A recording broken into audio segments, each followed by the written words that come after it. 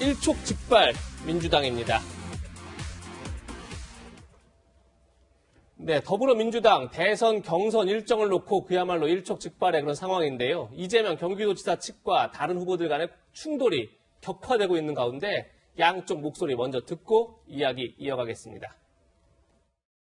정치에서 자꾸 흥행 얘기를 하는 경향이 있는데 한때 가짜 약장수들이 기기묘묘한 묘기를 보이거나 평소에 잘 못 보던 희귀한 동물들을 데려다가 사람들을 모아놓은 다음에 가짜 약을 펴던 시대가 있었습니다. 이제는 그런 식으로 약할 수 없습니다. 정치인의 말의 품격이 중요하죠. 그것은 과거에도 중요하고 지금도 중요하고 앞으로도 중요한 것입니다. 어떤 후보 개인의 이해관계 차원을 뛰어넘어서 정권 재창출에 어떤 것이 유리하냐, 그게 중요하다고 봐요. 네, 이낙연 전 대표 측도 이런 입장을 밝혔습니다. 2017년 대선 때는 이재명 성남시장이 경선 연기를 주장했다. 유리할 땐 원칙을 고수하고 불리할 땐 원칙을 변경하자고 하고 한 입으로 두말하는 이재명이다. 이렇게 비판했는데 하종대 선임기자 나오셨는데요. 거의 이제 일촉즉발 상황이에요. 이 쟁점이 도대체 뭡니까? 예. 지금 이제 사실은 9월 9일까지 더불어민주당의 대선 후보를 결정해야 되기 때문에 원래 일정대로 하면 다음 주에는 드디어 예비 경선이 시작이 돼서 후보 등록이 시작돼야 되는 그런 때입니다. 그러니까 이번 주말 진짜 원래대로 한다면 이제 다 막 시작을 해야 되는 그런 때이기 때문에 양측에서 2개월을 뒤로 미뤄야 되느냐, 연기를 해야 되느냐, 말아야 되느냐, 지금 이제 아주 격렬하게 지금 서로 대립을 하고 있는데요. 제가 왜 그러면은 2개월을 만약에 뒤로 보면 어떤 유리한 점이 있습니까? 한번 물어봤어요. 그랬더니 크게 세 가지를 얘기하더라고요. 하나는 코로나로 모이기가 힘들다. 이게 국민 참여 경선이거든요. 그러니까 모여야 되는데 모이기가 힘들다. 또 하나는 도쿄올림픽이 있어가지고 거기에 다 이제 국민들 관심이 가 있다. 그리고 또 여름이어서 너무 한여름 아니냐. 근데 이제 이 세 가지를 가지고 흥행이 어렵기 때문에 2개월을 미루면은 흥행이 될 수 있다 이런 건데 과연 작년에 이 차기 대통령을 뽑기 위해서 특별 규정을 만들었거든요. 작년 7월입니다.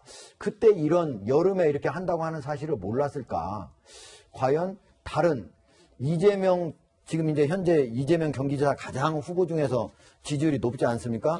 그러다 보니까 그걸 어떻게 뒤집어보기 위해서 한 2개월 동안에 그걸 한번 뒤집어보기 위해서 하는 그런 어떤 뭐 방식은 아닌가 이런 의심을 하고 있는데 만약에 이 원칙을 만약에 옮긴다면 국민들한테 충분히 납득할 만한 그런 내용이 있어야 되는데 지금 더불어민주당에서도 청년들 특히 청년 계층에서는 뭐라 하냐 만약에 이걸 원칙을 바꾼다 그러면은 오히려 더불어민주당에서 민심이 떠나가는 가장 빠른 방법이 될 것이라는 그런 지적까지 나오고 있는 상태입니다.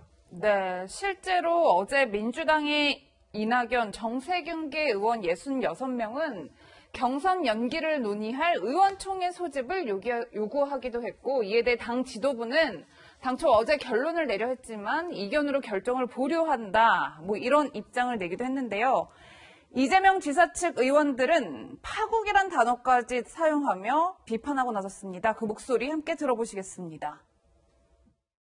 대선 후보와 당대표나 원내대표 정도 해서 이 부분에 대한 어떤 깊이 있는 논의를 하고 서로 의견을 조율을 해서 이것을 받아들일 수 있다 하면 모르는데 이걸 이제 의원총회로 넘어갔을 경우에는 조율의 단계가 아니라 이것은 이제 파국의 단계로 갈 수 있는 아주 그 큰 쟁점이라는 것이죠. 네, 교수님 굉장히 격양된 목소리인데 뭐 전면적의 파국에 민주당의 내용이 좀 상당해지고 있는 것 같아요. 그러니까 근데 이런 모습을 국민들이 어떻게 볼지를 고민해야 된다고 저는 생각해요. 하준대 국장이 잘 설명해 주셨는데 작년 7월에 왜 이거 규정 만들었겠습니까? 이런 일이 있을까 봐 만든 거예요. 후보들이 자기한테 유리한 쪽으로 자꾸 바꿀까 봐. 아니 이준석 지금 국민의힘 당대표 당선되는 과정을 보세요. 원칙 지키지 않으면 어떻게 되는지 우리가 보는 거 아닙니까? 아니 그리고 서울시장 지난번에 재보궐선거도 마찬가지라는 생각이 들어요. 그때도 당헌당규 바꿔가지고 또 후보 냈잖아요. 그 국민들이 볼 때 민주당은 유리한 쪽으로 본인들이 유리하면 언제든지 원칙을 바꾸라 이런 이미지 생길 수밖에 없어요. 저는 다른 후보들이 뭐 이재명 후보가 지금 앞서가고 있으니까 그건 뭐 이재명 후보를 지지한 것처럼 생각하는데 그런 의미가 아니고요. 민주당에 대한 국민의 관점을 생각해야 돼요. 이게 대선에서 이번 대선이 박빙으로 갈 가능성이 저는 충분히 있다고 생각해요. 정말 몇 퍼센트 차이. 그 차이로 이고 지고가 결정될 텐데 이런 내용을 갖고 있고 누가 봐도 이거는 후보들이 자기 유리한 쪽으로 판단해서 주장하는 것밖에 안 보이잖아요. 이게 어떻게 뭐 다른 방법을 해석할 수 있는 분들 아니에요. 그리고 모이기 힘들다고요? 그러면 국민의힘 이 당대표 선거 왜 이렇게 흥행을 했습니까? 그 똑같은 상황 아닙니까? 뭐 코로나가 없어진 것도 아니고요. 똑같은 상황에서 흥행할 수 있는 충분한 요소가 있다고 저는 봐요. 이런 이유는 정말 누가 봐도 이거는 후보들 간의 자기 유불리 때문에 이걸 연기하려고 하는 의도가 있다라고 볼 수밖에 없고 이런 임기가 생기면 민주당에 대한 가장 큰 저는 타격이 될 거라고 봅니다.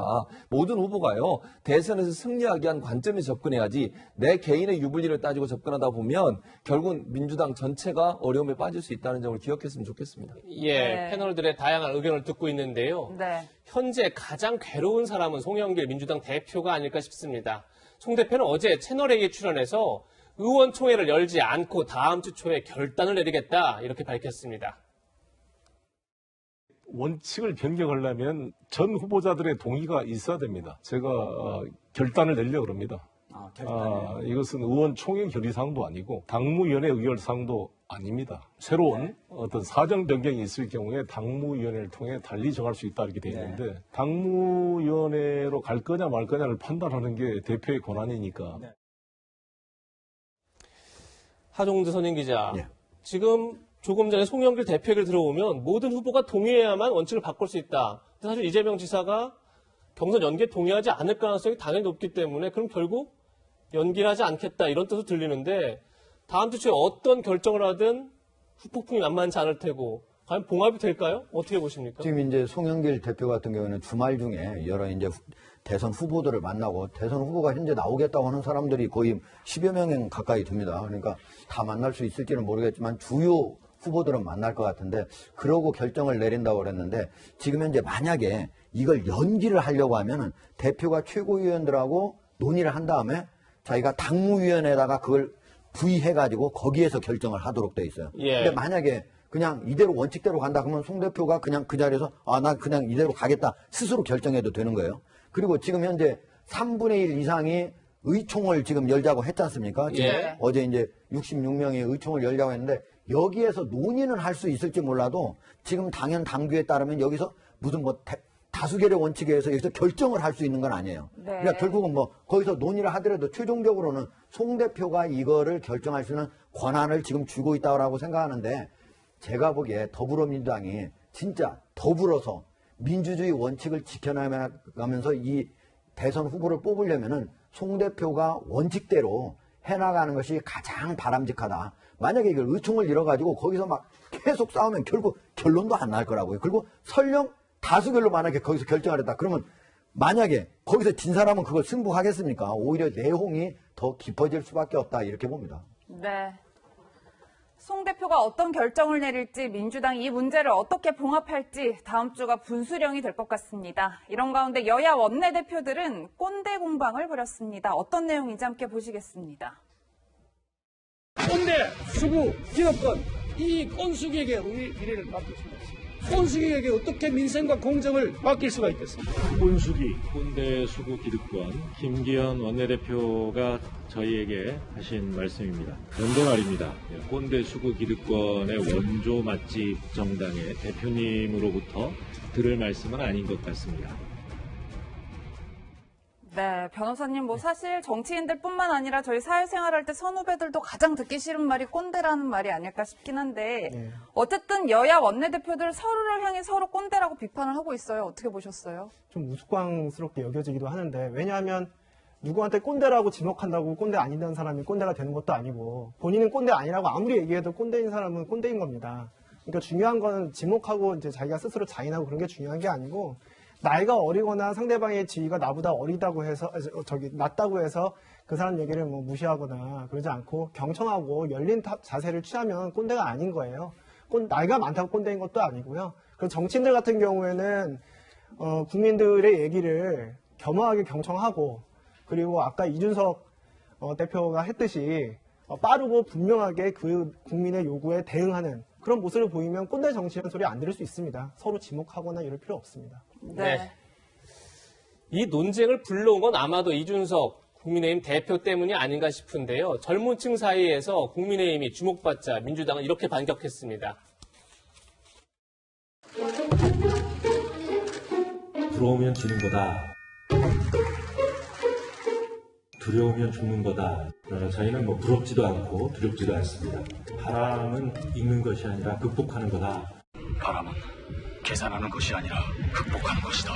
저희는 그것을 잘 극복해 나갈 수 있으리라. 최진봉 교수님, 바람은 읽는 것이 아니라 극복하는 거다.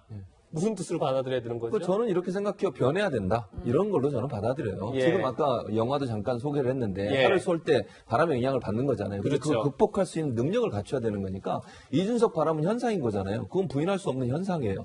국민들이 왜 그러면 이준석 현상에 대해서 그렇게 지지하고 그렇게 좋은 반응을 하고 있느냐를 보게 되면 그럼 민주당은 어떤 방식으로 바꿔야 되냐를 고민해야 된다고 저는 보거든요. 극복한다는 것은 결국 이준석 돌풍이 있는 이 현상에 대해서 제대로 읽고 그 읽은 것을 잘 반영해서 제대로 공격하거나 아니면 제대로 이겨낼 수 있는 방안들을 찾아낸다고 보는 거예요. 그래서 저는 활을 쏠 때 바람의 영향을 극복할 수 있을 만큼 능력을 갖추는 것처럼 이준석 바람이 일고 있는 것을 극복할 수 있을 만큼 국민의 민심을 읽어야 되고 또 그게 왜 일어났는지에 대한 정확한 분석이 있어야 된다. 반성할 건 반성하고 바뀔 건 바꾸고 그래서 국민에게 사랑받는 그런 정당으로 가겠다라고 하는 의지라고 저는 봅니다. 네.